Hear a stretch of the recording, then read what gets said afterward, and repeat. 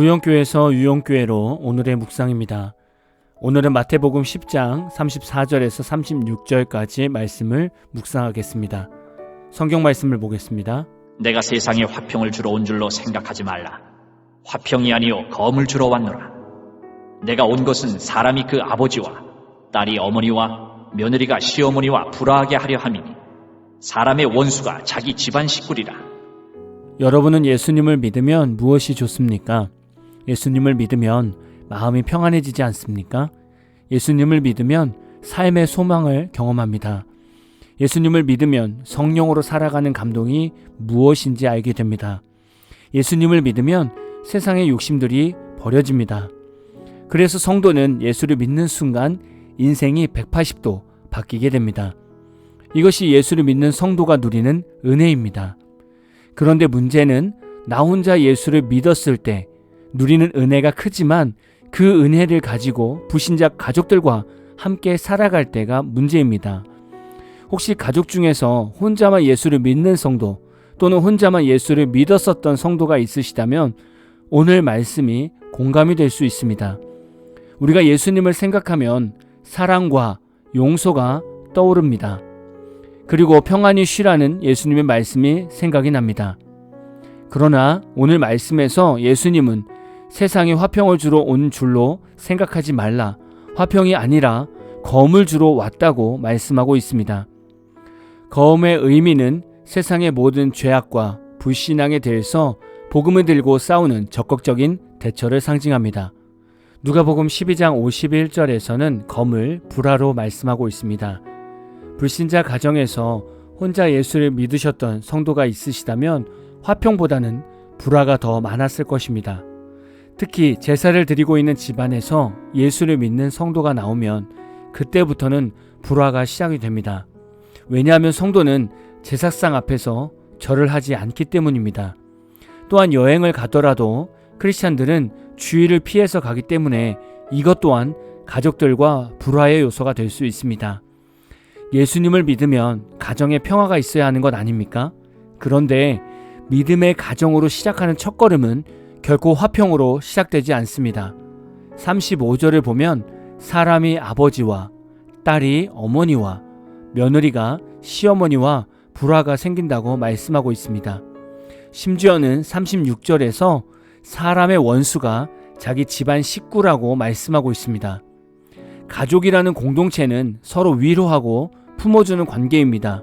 그럼에도 불신자 가정에서 성도가 생기면 가족이라 할지라도 성도와 관계를 끊거나 핍박하거나 외면하거나 못살게 굽니다. 그래서 성도가 그 가정에서 버틸 수 없게 합니다. 이것은 단순히 가족 공동체들이 하는 행동이 아닙니다. 그 안에는 영적인 공격이 반드시 있습니다. 왜 이런 일이 일어나야 합니까? 그냥 순탄하게 화평이 찾아오면 안 될까요? 여러분이 사탄의 입장을 생각해 보십시오.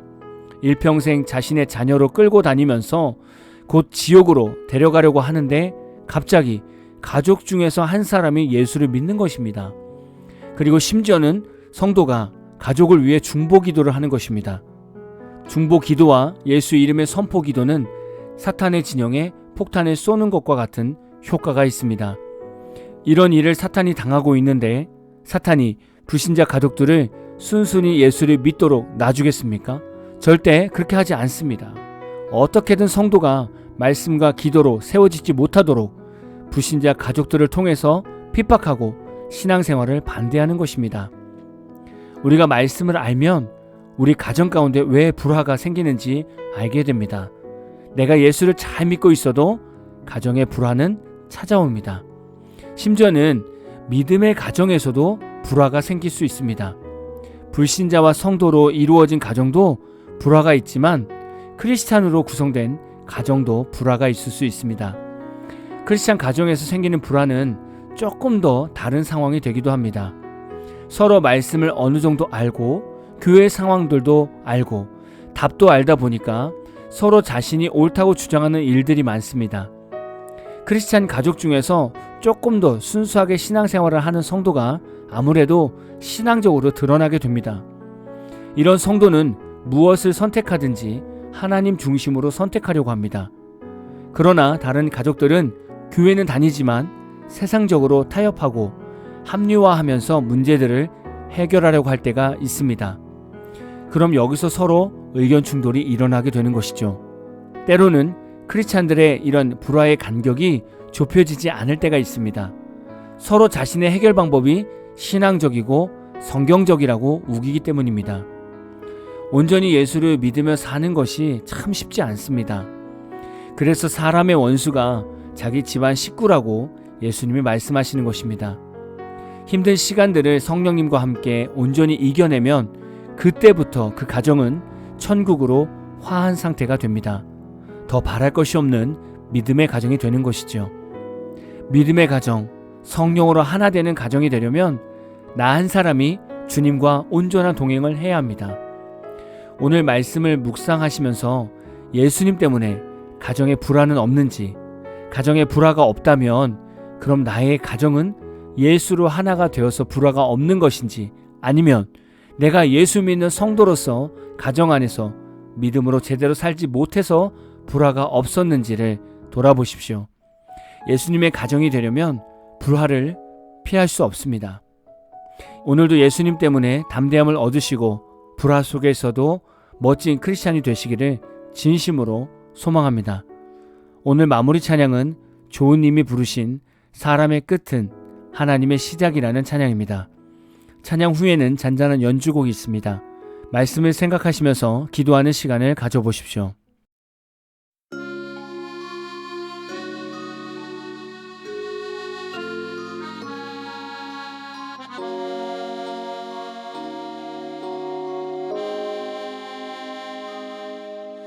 내가 끝나야 내가 죽어야 하나님이 시작하신다.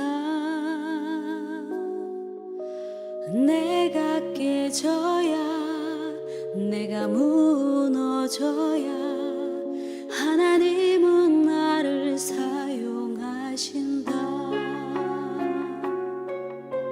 내가 끝나야 내가 죽어야 하나님이 시작하신다. 내가 깨져야 내가 무너져야 하나님은 나를 사용하신다. 나의 모든 실패가 하나님의 승리가 되고 나의 모든 절망이 하나님의 소망이 된다. 내가 끝나야 내가 죽어야 하나님이 시작하신다. 내가 깨져야 내가 무너져야 하나님은 나를 사용하신다.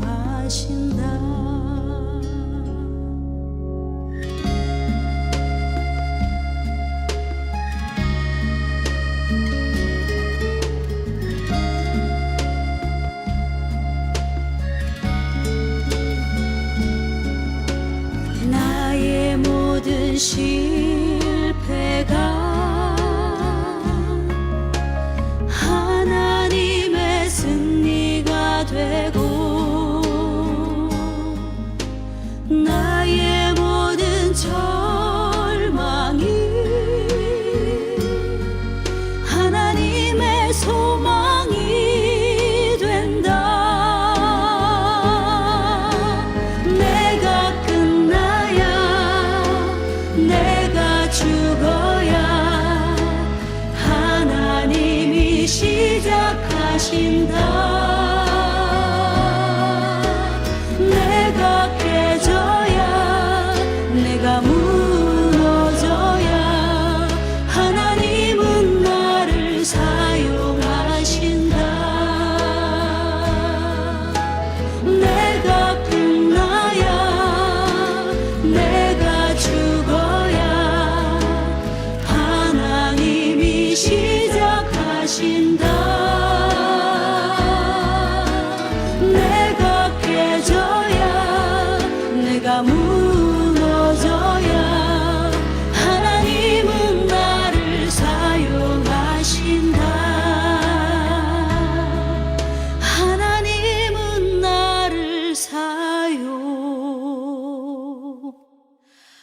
하신다.